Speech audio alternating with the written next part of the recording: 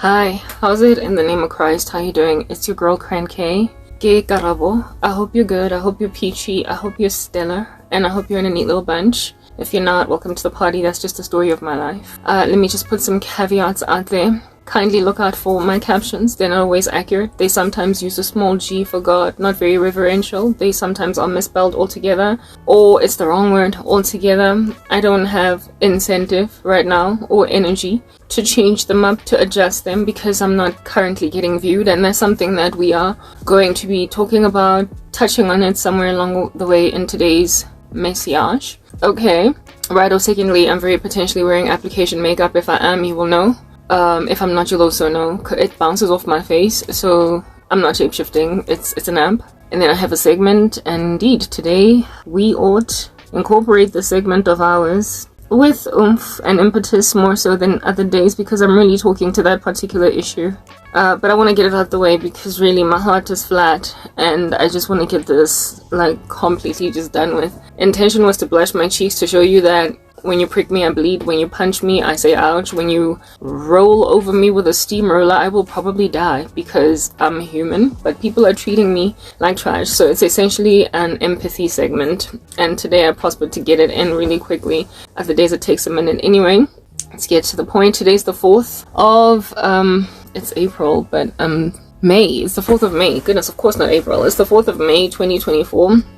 And it's actually the 4th of May.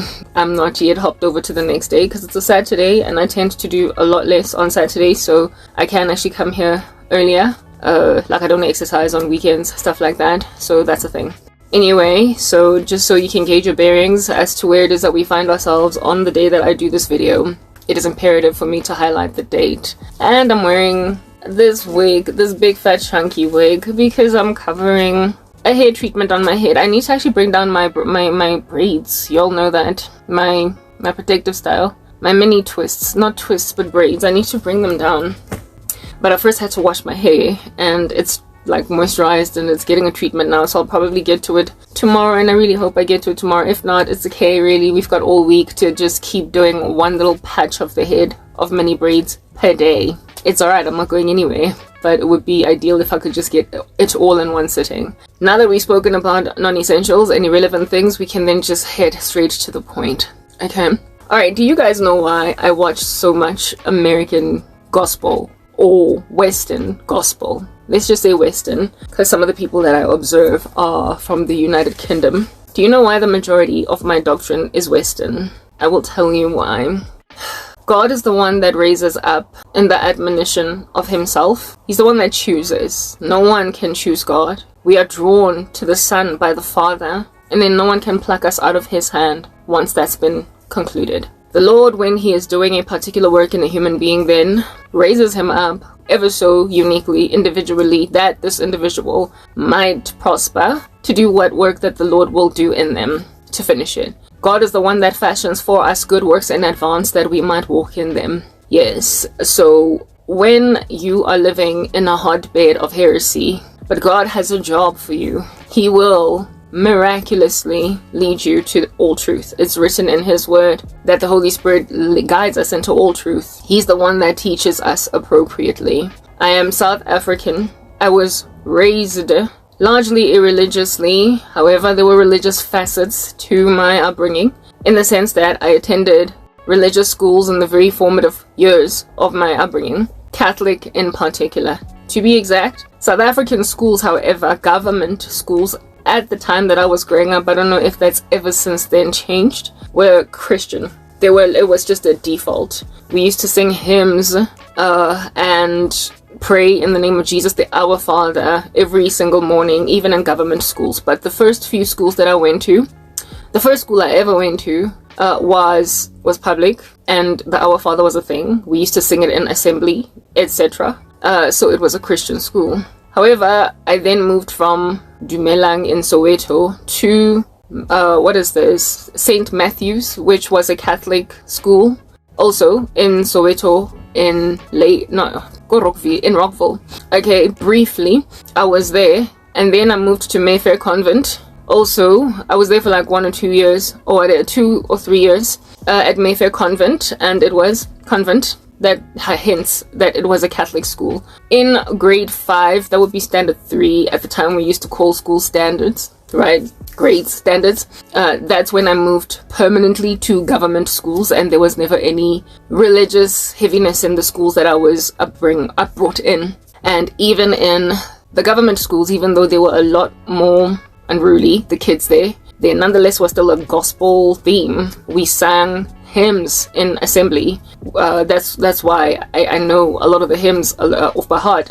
In government and private, in both government I.E. public schools and private, the country generally just was all about Christianity.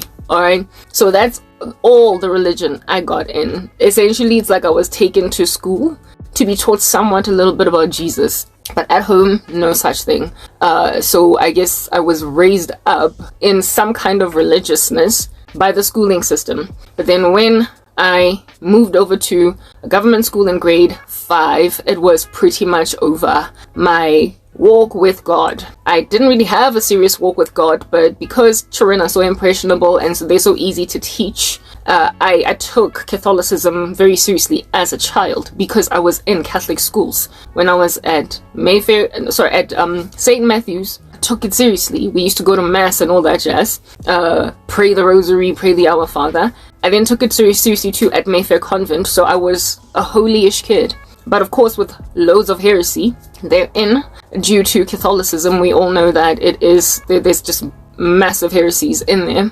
But you know, let's not throw out the baby with the bathwater. I was a well-regulated child as a result of these schools. And then all hell, to say the least, broke loose when I went to a government school, where it is that the only religion that we got was just saying the Our Father every morning before class commenced. And in assembly, on the days we had assembly, we would then sing hymns. That was all that there was, but there was no actual teaching, no instruction on God, no religious studies class, no aftercare where you were taught godliness. Like, it was a whole thing in the Catholic schools. I was never in a Christian school. It was a whole thing where it is that being taught up in godliness was a total thing.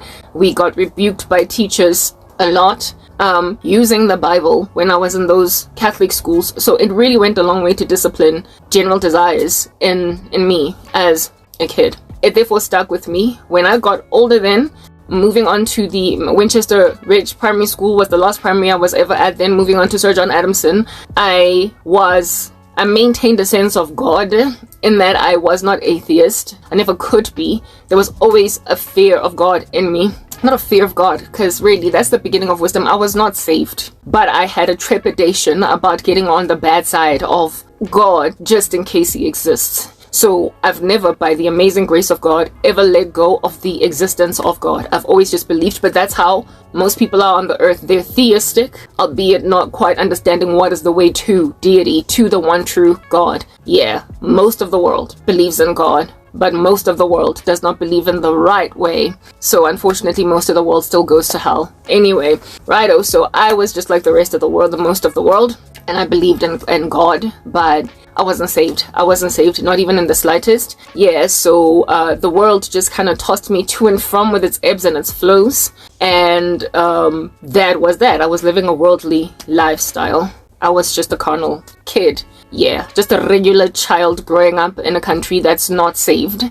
I wasn't a wayward kid. I wasn't terribly afflicting to teachers or my parents or whatever. I was not a bad child by the standards of this world. But I certainly was not a great girl, according to the only one in whose eyes that really matters, God, right?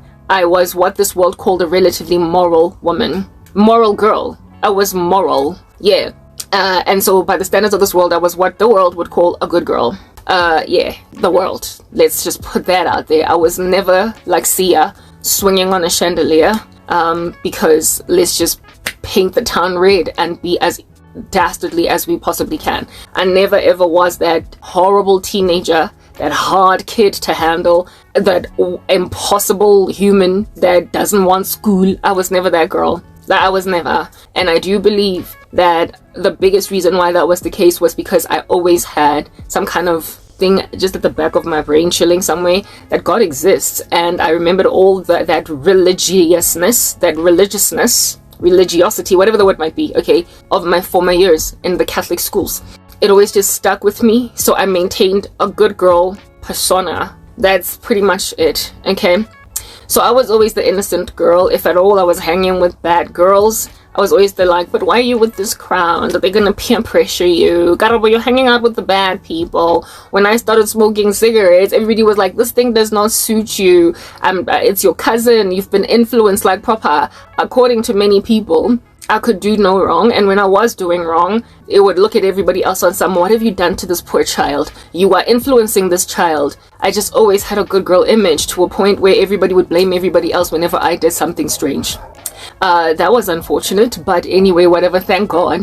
I was rescued from a self-righteousness somewhere along the way. At the age of 26 and a half, I came to Christ. But I'm trying to help you understand that a person with my kind of self-righteousness, frankly, especially with the crew that I used to hang out with in the persons of my cousin in particular, right? My girls from high school were better in terms of their morality, and so too were my varsity crew better, right? But my cousin was just wayward, and like in the worst way, and she was often blamed for my indiscretions every so often when I performed them, right?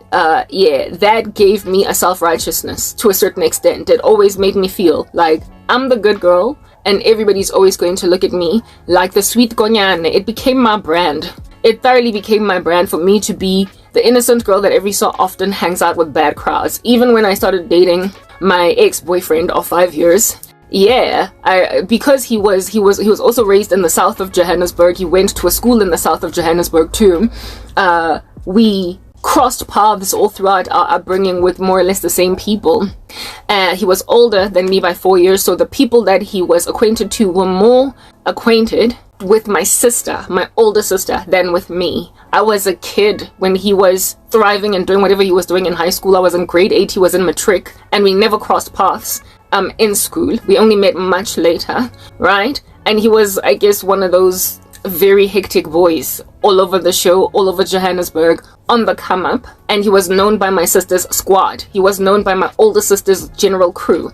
If at all, people would recognize anybody out of his crew of friends. They wouldn't recognize me. They would recognize my older sister. And that was like a whole thing in our relationship. So I remember this one time we went to this memorial service of one of his boys that had passed away in a motorcycle accident. And one of the guys there looked at me and was like, you look familiar. Oh, who are you? Like, you look familiar. And I was like, I'm sorry, I don't know. I don't recognize you. And then ultimately he was like, got it. You are your sister's sister. He basically recognized me as being my sister's baby sister. Now, the only time that boys would have seen me in my sister's crew is if they were somewhere where it is that we were all together. And there's one time in history that I can recall where it is that my sister's guy friends, a whole bunch of them, and girlfriends were in one sitting, and they got to see me on some Hello Nana. It was at some big fat bash party thing that was thrown for my sister when she was leaving for Italy,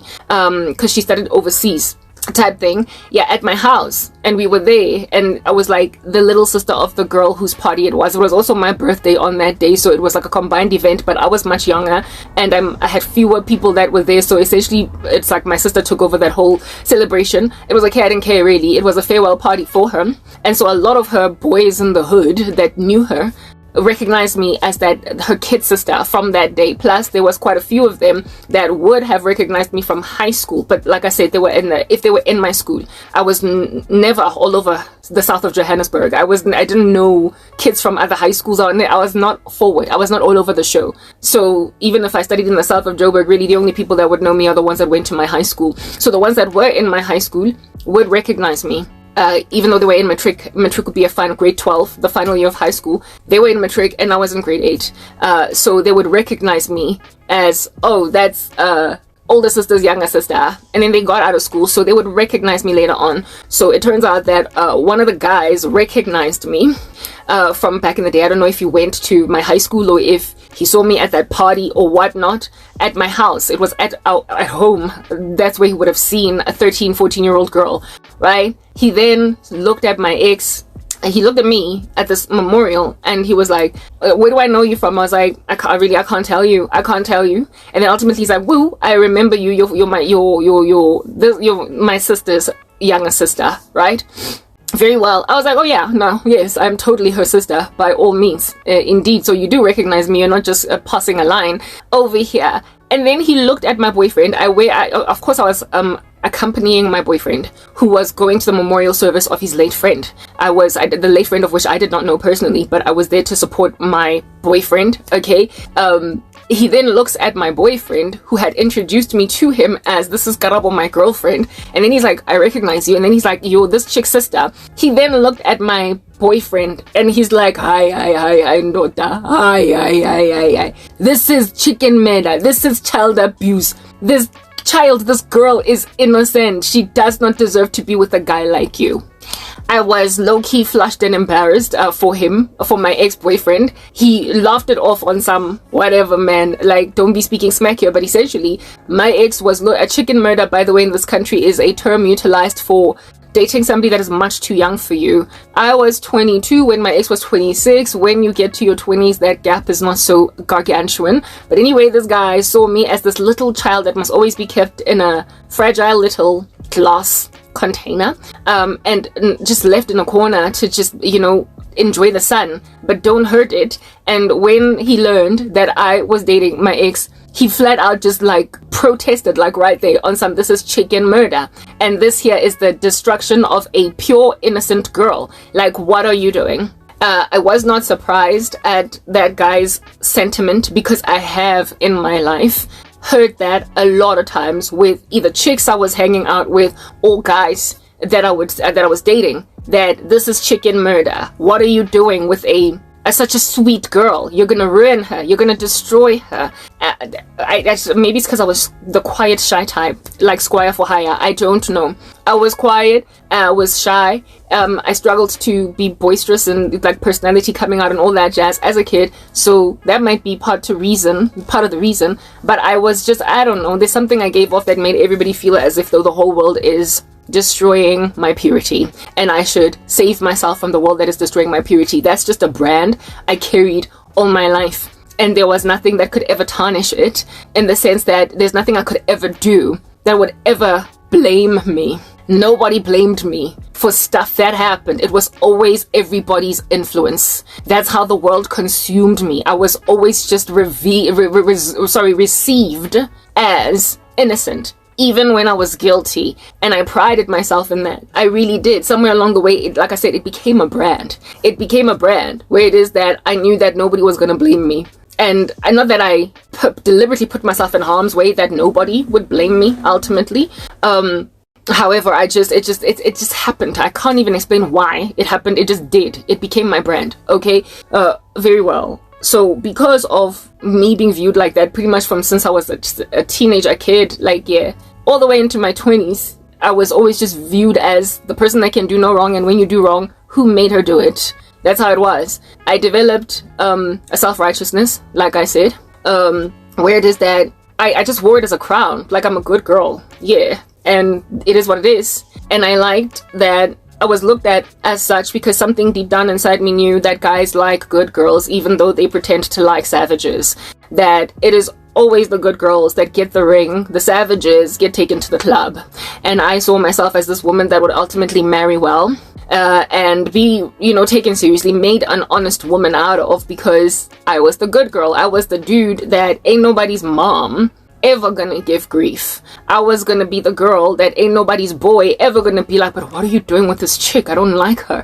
And indeed, it was true. I was generally looked at as good for whoever I was with, like every single time. Yeah. So I was, of course, inevitably, according to me anyway, gonna marry young, and I was going to be loved by my in-laws. I was going to be good in that area. But then I continued to date that dude for a couple more years. He wasted my time. Anyway, whatever. And did not make an honest woman out of me, because according to his boy, this is chicken murder. Like, what are you doing with this innocent woman? Yeah, bad dudes will take innocent girls and just string them along. And that's exactly what that dude did for like a whole chunky half a decade of my life. Thankfully, however, I got out of there through Jesus Christ. He was bad for me. Whatever speculations his boys made were accurate. My own gut feeling in the beginning was accurate. Those who sirened the alarm at my brutal rebuff were right. And if it was not for redemption in Jesus Christ, I very potentially might have ended up married to a dude that would have strung me along maybe 3 more years and then decided to marry, or whatever. I got saved out of that relationship. He was busy with me, with sorcery somewhere along the way. He was controlling me. And I do believe that the reason why he also tarried over to the darkness was because of that phenomenon, that whole thing where everybody was like, she's too good for him, you're too good for him, you are committing chicken murder, this is that, like this chick, like she's too, like, yeah, what are you doing with a woman like this? All that kind of talk in his ear made him decide that I'm not gonna go anywhere, that I am basically just kind of going to be kept in a bunch, held hostage in a relationship until he has gotten his act together and made a decision that he's going to marry me or whatever. He knew that there was sentiment about him not being right for me, and he knew that I also, as I was getting older, was dissatisfied very richly in the relationship. And I kept on making it clear that, hello, like, get your act together. When is this, how's this gonna end? Like, really? And he never did. But I'm not laboring this whole video. I'm not even doing it really to speak about that relationship. It's another topic altogether that I'm ultimately going to lend towards, but the context is important. Okay, yeah, the self-righteousness that I wore was largely inspired by the way people treated me. They imagined me a little barbecue that can't do anything wrong, that everybody influences negatively, and that needs to be rescued from bad people. That created a self-righteousness in me. And secondly, I had defiled religion in my core as the only doctrine that I didn't even so much entirely understand, but it's the only one I had. The religion of Catholicism. And whenever people asked me what I believe in, if I had to fill out on a banking application form what my religion was, because banks ask for your religion, at least they used to back in the day. Don't know if that's changed because everybody's all about their human rights now. And how does it want to be, bothered by all these questions? Yeah, I would say Catholicism. I would say that I'm Roman Catholic, okay? Because that's just what was the only religion that I had. It was the only religion that I was introduced to in schools. Not even so much by family. My mom was not religious. She didn't take me to church when she was still living in her mother's house. So my mother ended up having to move back home to my grandmother's house, she and my dad, because they went through a rough patch at some point. During that time, my grandmother would drag us to the Methodist church down the road, but that didn't last very long because we ultimately moved out of my grandmother's house. So the largest majority of my upbringing really was unchurched by family, but churched by the schooling system. Okay, and so I called myself Catholic for those reasons. Whenever my mom would go to church, it would always be a Christian church, never a Catholic church. My aunt was the one that was Catholic, but what I was raised under to understand was Catholicism, because I went to schools of that nature and they hammered down that religion into my core. Okay, yeah, very well. So I always had a sense of God. I always had a sense of understanding that I have, believe it or not, like inordinate favor. I don't know whether this was because of the self-righteousness, but I always had a sense that literally, I know it's blasphemous to say this, but I was lost, so I get to confess it, okay? That God liked me more. Like, I thoroughly imagined at the time that there was something about me. I felt special, and I felt like God liked me more than everybody else. Not so much everybody else, but than the regular man on the street. I felt like there was something different about me, that I was more loftily regarded by God than everybody else, to a point where I did not imagine, once I started to thrive in life later on, like, when I was working and everything, that I could ever be met with a rough patch. It was just sitting, chilling in my members, a belief that I'm gonna become wealthy and that I am never going to be met with a stumbling block, at least materially. I will always be financially strong, and I will always get strange opportunities that don't generally get awarded to the regular man or woman on the street. I had that belief since I was in school, and the reason why I believed that was because It was inspired by real life events, by actual eventualities. I was always awarded inordinate favor across whatever ecosystems I would find myself in. People always looked at me in a particular, like I would happen into a situation and find myself being awarded a status I didn't quite anticipate would be mine in that place, and I would be surprised.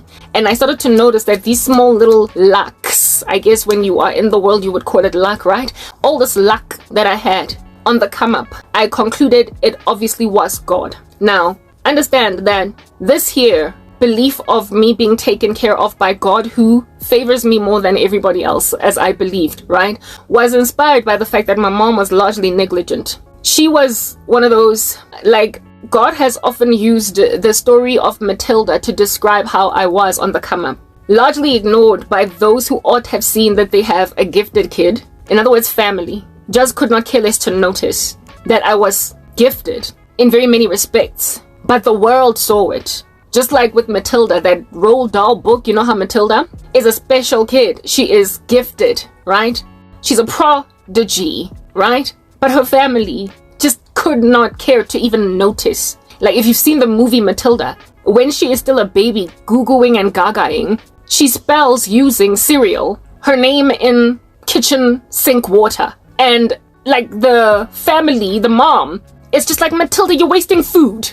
And just like, you know, like throws it out while there's like all this chaos in the house. It's like, this is an infant. When did she learn A, B, C, D, E to Z enough to spell her own name? And yet she could spell her own name in some dirty kitchen water. Unable to see that until Matilda. And then even her going to school was a decision by Matilda. She walked one day to a schooling system and a teacher noticed her and realized that she was gifted. In the end of the movie, she ultimately gets adopted by her teacher, right? Life doesn't happen like that in real life. That's a fictional story. Likely she would have been stranded with her family until she broke out of that grain. But just an unappreciated kid growing up amidst the people where there is so much clamor and chaos around in the room, with them focusing on somebody else that they prefer, another human being that they're looking at, enough to disregard and comprehensively ignore even the clout or the comprehensive or the communication by other people as to the giftedness of this child.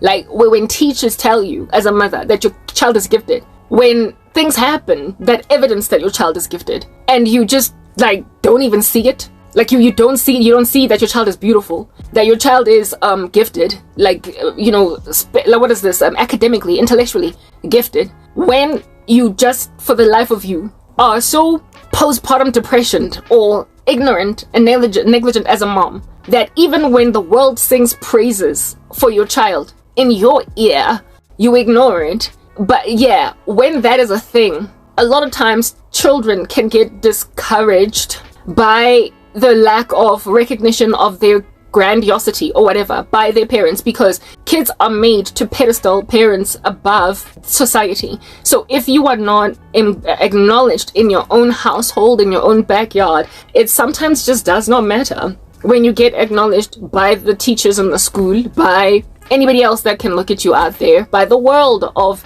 praise singers.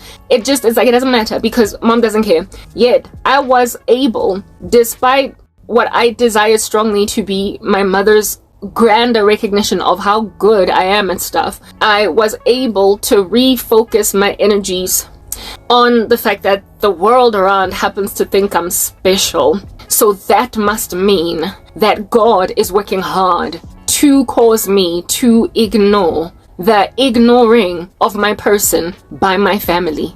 I believed very early on that the reason why I'm so liked by teachers, why I am so liked by peers, friends, why I am so pretty much okay out there in the world except at home, I imagine that was because God was trying to comfort me and tell me that don't mind that person, she's struggling with her issues. And don't let her bring you down. And I imagine that the reason why God was doing that was because he had some kind of special plan for me in the future. So I imagined that plan must be to make me somebody awesome, massive, great, wealthy, that I was never ever going to lose out on anything. I believed I was raised by God and not so much by family, because I imagined that God decided to adopt me literally from very early, I was thinking stuff like this, that he decided to adopt me early on, but because he's invisible, don't nobody see that I'm adopted by another being. So all the luck, really, luck ain't jack. It's not biblical, but at the time, that's what I called it, right? All the luck that I had in my life, I always knew that it was God. I always knew that it was God. So I maintained a Christianity, no, it wasn't a Christianity or even a Catholicism for that matter. It was just an irreligious huff of godliness. I used to pray before eating. I would do the Our Father before going to bed. I would, all that jazz. But I wasn't really saved, of course. I was still very lost.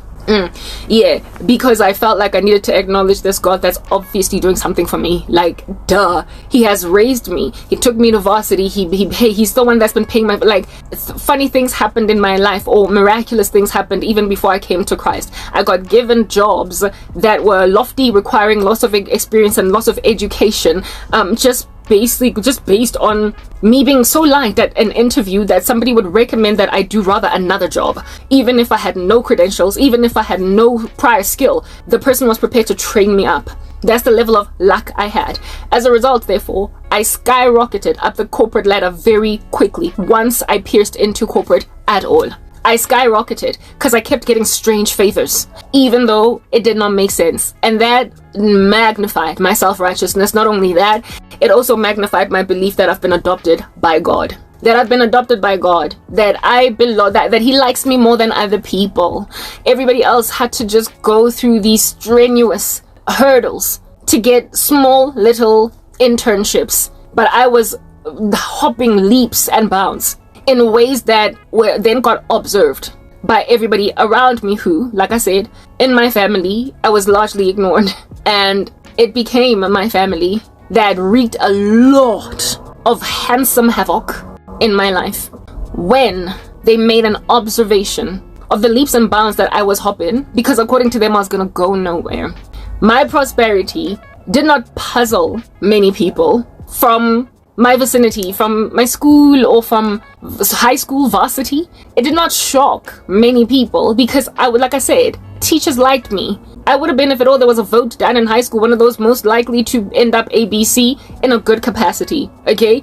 I was always just kind of respected by my peers. I wasn't academic in school, and I tended to be around other kids that were also academic because they clumped us in the same classes a lot of times, right? And so therefore, I was never ever looked at as somebody that's ever going to be a failure. It was kind of obvious to everyone around that pretty much all the kids in this class are going to be stars one day. I was in the clever class, if you know what I mean. Yeah. And it was well known, even in the school, that these kids are the ones with, the South Africa's mantle. They're the ones carrying South Africa in their bosom. It was kids in my class. Yeah, you get my point, y'all. Okay, they literally categorized us according to intelligence in my school. But really, was it really about intelligence? It could have been, but it also was about the subjects that we took. Certain kids tended to take certain subjects, and really bright kids were all about the maths and the science. So I was in the maths and the science classes and all that jazz. So I was never ever looked at as somebody that is highly unlikely going to succeed. Somebody that would ever shock anybody if they ended up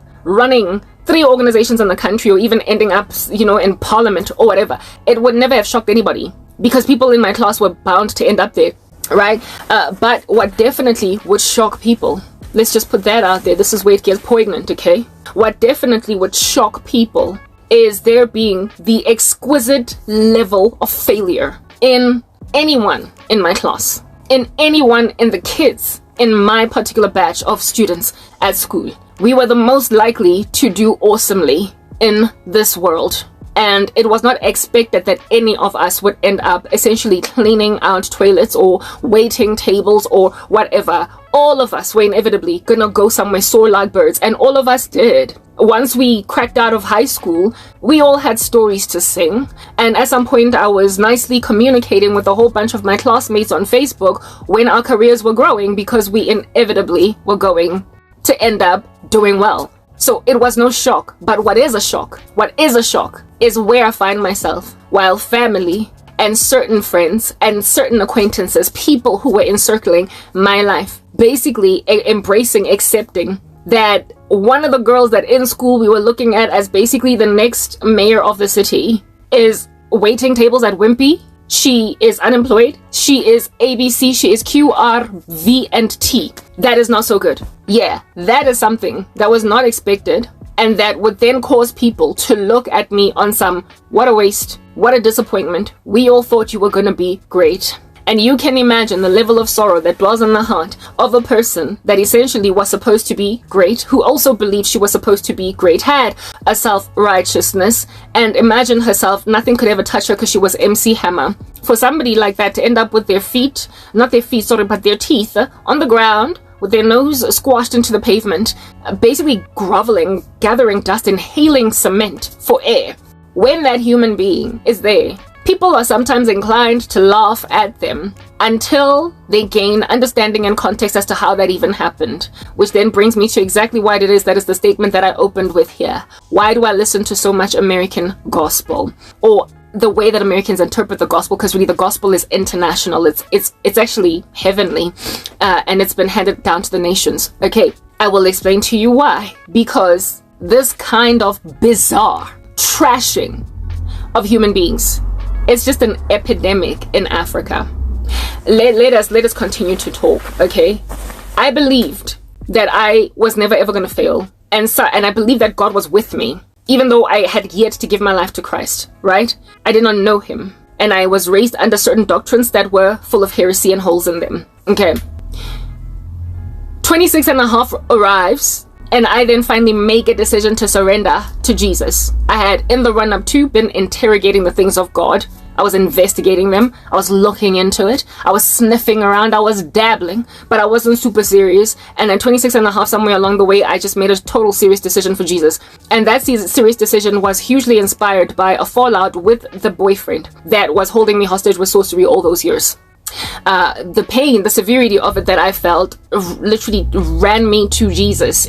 Since I was investigating the things of God on the run-up to, given that pain was so weird and I didn't understand where it was coming from, I then cried out to the God that I imagined was always around, and he was just looking out for me. I cried out to him finally in a state of surrender. I finally made a decision that, okay, fine, let me serve, help me. I literally cried. I was like, God, help me, because I was in so much pain. I was in the shower in the morning, getting ready for work. I had new cornrows, and with like afro hair underneath, so y'all know that stuff gets frizzy. I didn't care that shower water was falling on my fresh cornrows and causing therefore frizz, okay, because I was in that much pain. I could not stand straight in the shower. I had to sit down on the floor, and the shower water landed on my brand spanking new straight back hairstyle. It wasn't really straight back, but you get my point. Yeah. And because I was as exasperated, inebriated with sorrow as I was in that moment, I finally cried out to God. I was like, God, help me. I didn't say Jesus. I didn't say Holy Spirit. I did not know doctrine. I didn't understand that we are saved only way, truth, life by Jesus Christ. But I was interrogating the things of the God of the Bible. Okay, I was interrogating things of the God of the Bible. So when I cried out, God help me, the Lord understood that I meant the God of the Bible. It had to be, because I was looking into Christianity. I was convicted of sin in that regard.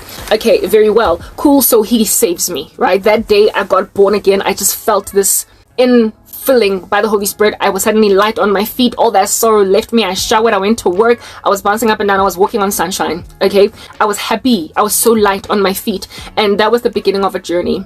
Now, here it is that I am a new regenerate. I'm a new convert to Christianity, living in a country that is just teeming at the folds with heresies and destructive doctrines of demons all over the show. The ecosystem within which I got evangelized, essentially seeds planted to get me to the point of interrogating Christ, was not at all the place to go to get discipleship. I was the first seed that was dropped like a gong in my heart. It was in a club, a party, where we were talking, like my ex and I were in and out, on and off. Our relationship was just rocky already, right? And I, at that season, was broken up with him.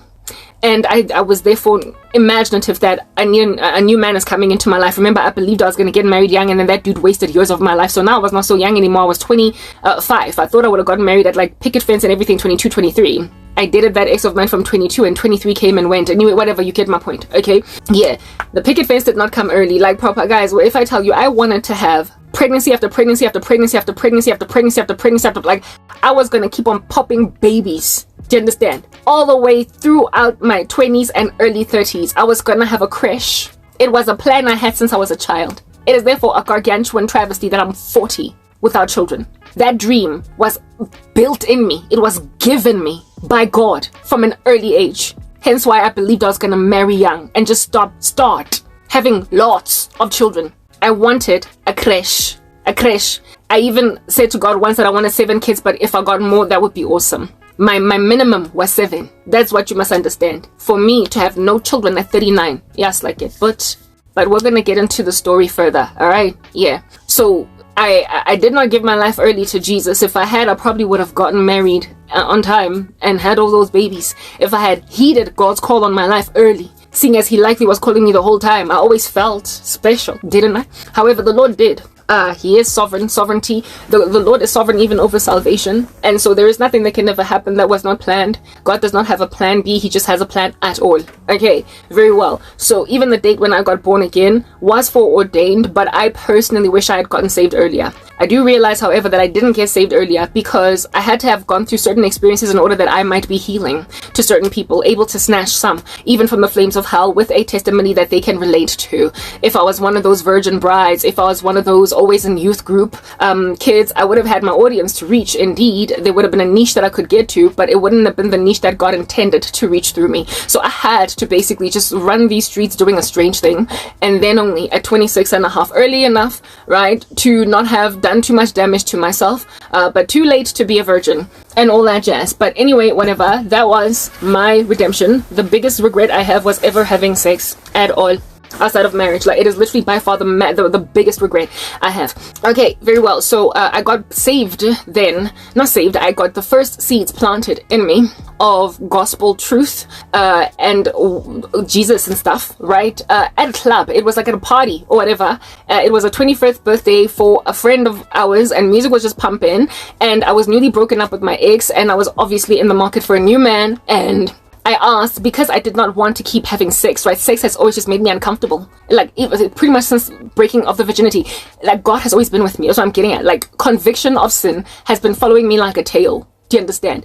And so for me, I didn't like the concept. That's why I believed I was going to get married early, of just adding to my body count, like a new guy, like 1 guy, 2 guys, 3 guys, 4. Like, I was just sick and tired. My ex-boyfriend was the 5th guy that I had slept with, and I just did not want number 6. I did not want number 7 and 8 and 12. I did not want to be like Samantha from Sex and the City. I just did not want to be a woman with a sexual proclivity, albeit having not really actually wanted that for myself. Okay, so I was very concerned about sex. I was, because I thought that I was going to get married to that dude.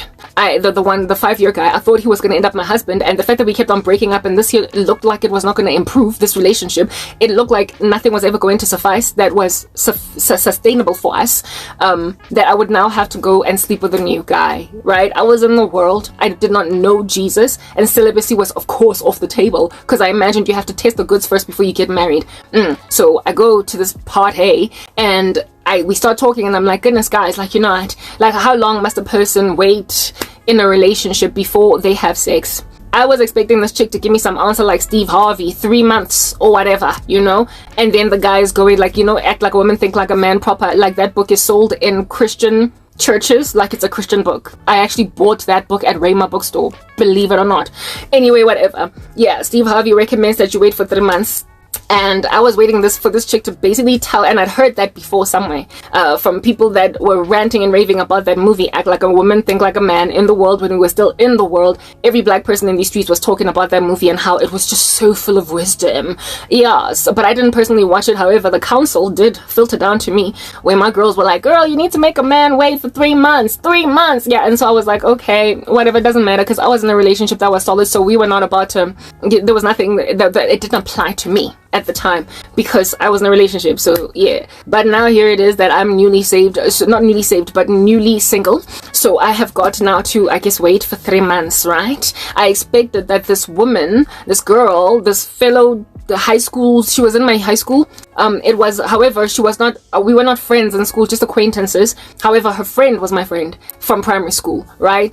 Type thing. And I'm there chilling with this chick from my high school. And we are now talking about relationships. It was not just the two of us, but like, you know, a crowd of girls. And I asked, like, how long must I wait? And I'm expecting this chick to roll out the advice from Steve Harvey's book. 3 months, because so many black women were just like eating it whole. And then she was like, marriage. Oh, goodness, like slapped me with a pan on my head, right? I'm this like fornicating beast that has no conviction of sexual sin, not too much conviction. Anyway, all I knew is that I didn't want to keep adding to my body count. All right, yeah. And then she tells me 3 months, and I'm like, oh, whoa, like you gotta test the goods. What are you talking about? And then she just goes into a whole sermon right there in the church, not in the church, in the club, in the party scene, about how it is that it's soul ties, and this is going to do this to you. You're gonna ask God for a husband, and then He's not gonna be able to give you one because of the fact that there's already like 4 husbands just chilling there, because that's what the devil recognizes, that's what God recognizes, and so He won't be able to act on your behalf. Basically just like a lot of heresy. However, enough freaking out was chilling in my heart at that heretical doctrine. Essentially, this girl was speaking about how it is that she said that I've got soul ties from having sex with all these guys that I had sex with. True story. That is a whole thing. You do form a bond with a person that is spiritual when you have sex with them. So when you have more than one person as a partner, it's problematic. It does cause a soul tie. However, it is entirely doctrinally erroneous to say that God cannot do anything for a person that goes to Him and asks for stuff. Like, God is in the heavens. He does whatever He pleases. He's sovereign. He's holy. He is perfect. He is powerful, omnipotent. Yeah, and she kept on saying that the devil could say to God, no, you can't give Karabo a husband because she's already got 4 in her body because of all of these soul ties. And all I could think about were all the guys I slept with. At that stage, it was 5, including my ex. And I was like, so I've got 5 husbands? My goodness. How do I destroy that? I asked this chick in the club, how do I destroy these 5 husbands in my body? I want to get rid of them. And then she was like, she could not give me proper counsel. She was not in any position to evangelize. And in and of herself, she didn't understand the gospel. She just told me, nah, go to a pastor. Maybe a pastor might help you. She just was not able to give me sufficient advice. So I was essentially left hanging. She planted a seed that landed like a gong in my heart. And I was lingering on her, holding on to her for dear life to explain to me how to get out of the prison of soul ties. And she just couldn't give me an answer. It is written in God's word that you must always be ready to give an answer for the hope you have in Jesus.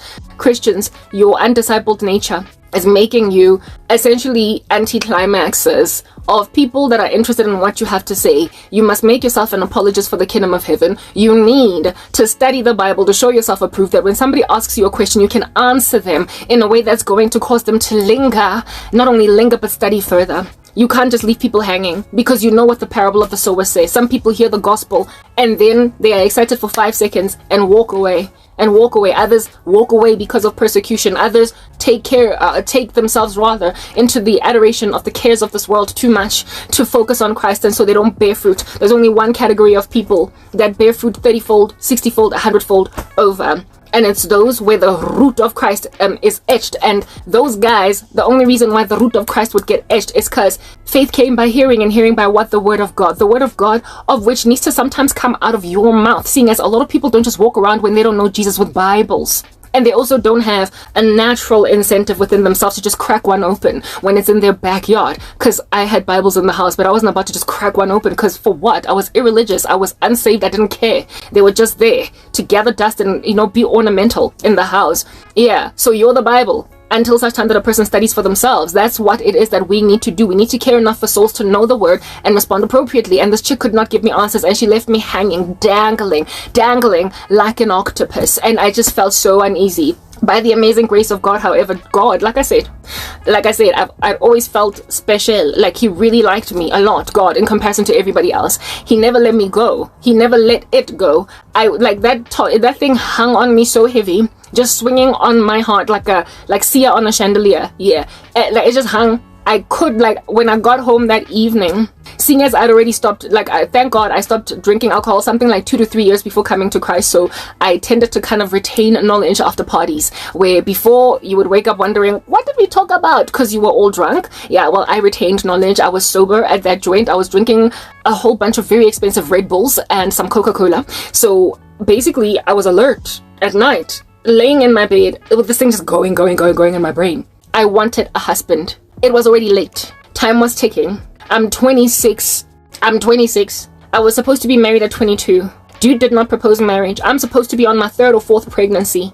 And I cannot be having 4, 5 husbands in my body, because then the devil is going to prosper to make sure that God cannot give me a husband. That was that girl's doctrine, and I was running with it. So, naturally, because I worked for a company that gave us free data, we had these dongles, MTN, I didn't wait on my computer. Just plugged in my dongle right there in the middle of the night, and I was like, soul ties. Soul ties. I literally researched it the very same night when I went home, and I read a whole bunch of stuff until I got super tired, slept, and I kept reading about it. I kept reading about it so much that I then ended up bombarding people on Facebook with all of my curiosity about Jesus. I guess it made them annoyed. Yeah. Guys, what would you do if your boyfriend told you that they want to stop having sex, or your girlfriend? Would you hate them? Would you walk away from them? I started giving, my ex-boyfriend and I got back together, and after getting back together, I was like, I can't be having sex because I don't want to have sex before marriage. I essentially had conviction, severity of it. And when then I was reading about these soul ties online, I then got more information, and some of that information was evangelistic. It was Christ leading. It was telling me that I need to go to Jesus Christ. I need to ask the Lord to deliver me. I need to break out of these ridiculous soul ties through Christ. But I was 1 foot in the world, 1 foot out of the world. In Christ, right? I was interrogating, I was dabbling with Christianity, but I was not fully sold out. And I was not, yeah, you get my point. So I was very worldly. I was still partying, I was still clubbing, I was still doing all different kinds of weird stuff, attending strange events. I was not fornicating though, because I was withholding that from my boyfriend, and we ended up breaking up because of the fact that I ended up capitulating because we kept on sleeping in the same bed, type establishment thing. Anyway, whatever. No, we didn't live together though. Yeah, just to put that out there, it was not a cohabitation affair. Yeah, that's what's good. So with me researching the things of God, I started to then dabble. Since I was just dabbling at this point, I started to dabble with prayer. I started to dabble with, church. One girl picked, I was bombarding everybody with commentary on Facebook about this Christian curiosity, and one girl responded and she was like, I'll take you to church. And she actually picked me up with her husband and son on Sundays, like 4 consecutive Sundays in a row, and they drove me there. I had my own vehicle. I could have totally taken myself there, but this woman held me accountable and took me to church. But let's not give her too much praise, because she ended up being one of my biggest afflictors with sorcery. Okay, but she was happy to be what involved in my salvation experience, basically telling herself that, oh, I led somebody to Jesus. Anyway, yeah, so I started going to church because of that woman, and then somewhere along the way she stopped picking me up and I started taking myself. So I was going to church every Sunday, but I was in the club on the Saturday evening. However, because I don't drink, I wasn't high or babalast or whatever. The next morning, hungover, but I did feel a sense of hangover because I would be literally explaining here for 20,000 years if I were to explain my entire salvation testimony to you. But I ultimately was weaned off the nightclub scene by the fact that I felt inebriated with some kind of burden that was very deeply spiritual when I was in that space. It was dark. I could no longer take the club the way that I used to take the club in my stride. That's what I'm getting at. It felt dark. It felt licentious. It's almost like I could see shadow figures in that environment. Everybody was much too naked for my liking in that space. Everybody was much too sweaty. It was much too hot. It was much too licentious. The music was much too crass. Everything was just too evil. And so one day I just absconded from the club and didn't tell my friends, and I just never looked back. Yeah.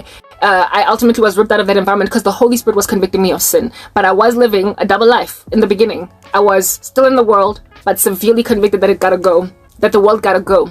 Okay, now that is a person that is being called out of the world. I had yet to fully surrender to God because I was still living a very carnal lifestyle. I only eventually surrendered when my ex and I broke up and we had a horrible fight, blah blah, all that jazz. It broke my heart and I was crying on the shower floor, and then I was like, God help me. Then I got born again. Then I got loosed from what he was holding me hostage with. The sorcery that kept making me go back to a man I knew I had to leave. I was broken free from it on that day. That's why I felt light on my feet, and that's why I was no longer fighting with him, because, oh goodness, whoa, we were fighting because of something else. It's not worth it for me to talk about it right now. It's another story for another day. We were fighting over some issue, and it ended really horribly, and he was very arrogant in a way that he had never been arrogant before, and it broke my heart to so many pieces, and I felt like I was just bound to something that doesn't want me anymore, that I also don't want anymore, and yet I feel bound to it. And when I cried out to God, saying, God help me, it broke loose. And I was no longer angry with my ex.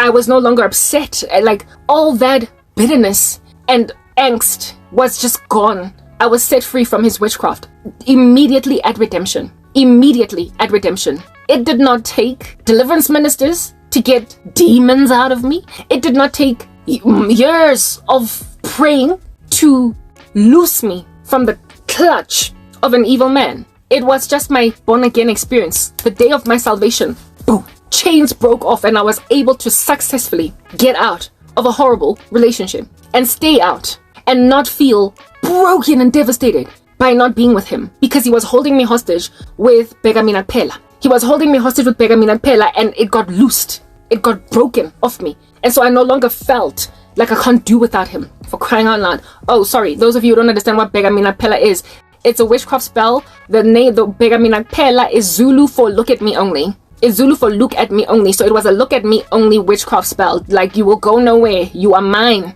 You are mine sorcery. Yeah, that's what that was. I was loosed from it that day. That very fateful day when I got born again, I was loosed immediately. And this here is going to lend over to the point I am trying to make in this particular video, right? Once I was redeemed, it would take now months from that date of sanctification. Sanctification is the cleansing of oneself from filthy habits. Of course, the Lord got me out the club, you know what I mean? And all that jazz. But of course, you are not going to be truly and entirely sanctified apart from understanding what it is that God expects of you. Sanctification is inspired by knowledge of what God expects of you. His word, in other words, the commandments, if you want to call it that. His precepts, what he wants of you to look like. You are building your house on the rock. Meaning that the commandments of God matter. By this, men will know that you're my disciples. Obey my commandments. If you build your house on the sand, you are one who reads the Bible. One ear it goes in, out the other it leaves. It departs, right? So on that day, the winds and the waves are just going to beat you down, and you will also be tossed to and from by every wind of doctrine. So I was not being built on the rock, all right? The Lord was establishing me on the rock. He was putting me on the rock. I was his new convert, and so he had no interest that I should be getting, trained up, taught in godliness in the wrong space. The Lord did not want me. Look, I understand that there are people who go through the world, who get born again, and they stick around in unbiblical churches for literally much too long. And for me, it's like I feel as if though those people stick around there because they're on spiritual milk, but I also feel as if though they stick around there because they're stubborn. A lot of times people leech themselves to a brick and mortar church and feel like this is it. This is where I got born again. This is where I got evangelized. This is the first church I ever went to, and I like it. I love the whatever. I love the music. Like at Rhema, I was big on music. Their church, they praise and worship. Praise and worship is not actually music, but you get my point. That segment, it used to just reel me in. So I used to love that environment. Like I could just chill in that space. I loved the music, right? I am musically charged as a person. I've got musical gifts too. So for those reasons, it was easy for me to just fall in love with that church. But a lot of Christians, when they are newly converted, often start out at a church, and they tend to have chosen that church for a purpose, a reason, something that drew them to that space. And then they develop attachments to human beings. They develop attachments to brick and mortar structures. They develop attachments to essentially an environment that, despite conviction of certain things just being awry in that space, sticking around in it. Like I knew this one girl, but she wasn't saved anyway, right? She's the same one that took me to church with her husband. She told me when I moved, because I was busy playing musical chairs between churches because I had solid conviction that I was in the wrong place. When I moved to Grace Bible Church in Soweto, because I was looking for a sounder church, she was like, oh, I can't really be at Grace because, it's for me, it's about the layout.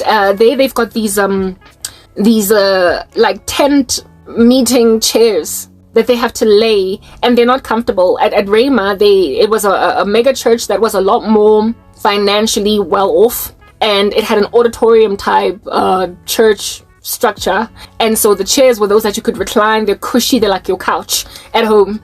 And at Grace, it was plastic chairs that every Sunday, so basically Saturday evening, somebody had to put the chairs down next to each other for church service on Sunday, and then pack them again after the service is over. That's how it was at Grace, right? And this chick was lamenting about that. She didn't want to sit on plastic chairs like she's attending a cheap wedding, and they couldn't afford to get like proper decor or whatever. And I could not believe her response. Like, for the life of me, I could not believe it. But a lot of times people choose churches based on stupid stuff like that. Like, I don't want to sit on plastic chairs, or I like the praise and worship, or I like just the acoustics of this environment, how the voices of the pastors just can bounce off the walls, given that they built it in order for it to have a cathedral feel, and they stick around. Or there are people they like, or there is a Bible study, that a group of people that are affiliated to this particular church that they have gotten accustomed to attending every Wednesday, and so they just stick around. They have a body of brethren with whom they're happy to basically just keep on fellowshipping, despite a severity of conviction that what is being taught at the pulpit, I'm not comfortable with it. I'm not comfortable with it. At Grace, when I moved over to Grace, there were I was in the children's church ministry of helps, so Sunday school. There were a few, not just one. It was not just me or even one dude or one chick. A few of the people in the children's church ministry that were just grieved by doctrines at the pulpit, but they were sitting around because this is the church they were raised in. This is the church that they knew, the home cell Bible study that they knew. They had gotten so adoring and affiliated to this brick and mortar structure that they could not leave, even though their ears were bursting every Sunday. I couldn't understand it, men and women. And for me, it was like, but then why don't you leave? There was this one group of guys that belonged to the Sunday school ministry that said that we're staying because we hope to change and transform the church from the inside. I could understand their viewpoint, but everybody else, it's like, girl, this is your soul. This is your growth. And this is the environment. You're a single woman where you're going to meet a man. Are you serious? Why in the world would you want to marry a man chilling in this church that listens to that preaching and is not grieved? How is he going to lead you in godliness when you're grieved by that preaching? If he's not grieved, he's spiritually immature in comparison to you. You gotta leave, that you might basically improve your chances of marrying a man that's going to be a substantial spiritual leader in your household, enough to subdue you, who is very godly as a woman, under his headship. Like, you have got to marry a man that is easy to respect, woman. Like, that's what I'm getting at. So why are you chilling in a church that's got dudes sitting under Musa Sono's preaching and just kind of basking in it every Sunday, saying hallelujah, amen, when you're uncomfortable? Like, what's up with that? What's up with that? That's the kind of stuff that I happened upon at Grace. I ended up leaving a type establishment thing, but a lot of Christians, I do believe, stick around in churches that speak nonsense or that preach fluff at the pulpit, precisely because of such things that I've highlighted above. I, however, I heeded, I listened. I told you that I've always had a thing about God since I was a kid, to a point where I believe that he looks upon me with greater favor than everybody else. And I'm getting to that, right? I'm getting to that particular self-righteousness, or that belief of basically a delusion of grandeur. It wasn't a delusion, all right? Yeah, the Chiquita, sorry, once I got born again, right, I became thirsty effervescently. Like, I was just feverishly hungry for God. Indeed, the Bible did make it clear that that's a thing. Blessed are they who what? Hunger and thirst for righteousness, for they will be what? Fed. So I was reading lots of literature, but remember, I am in a church. I got evangelized, first of all, in a club by a person that couldn't even understand, that couldn't even explain to me what I needed to hear. I then had to go and Google stuff myself. My curiosity led me to write a whole bunch of posts on YouTube, on Facebook, that got me taken to church every Sunday, until I eventually started taking myself. I divorced myself from the club. My ex and I ended up breaking up. We ended up breaking up. I then was now officially a Christian. I was going to church and everything every Sunday. I was going to Bible studies during the week. I was so hungry and I was so thirsty for Jesus Christ that it was not enough for me to just be hanging out on Sundays in services and then that's it. And initially I was very extremely edified by what was being preached at the pulpit. Initially I loved every sermon that came from these seeker-sensitive churches.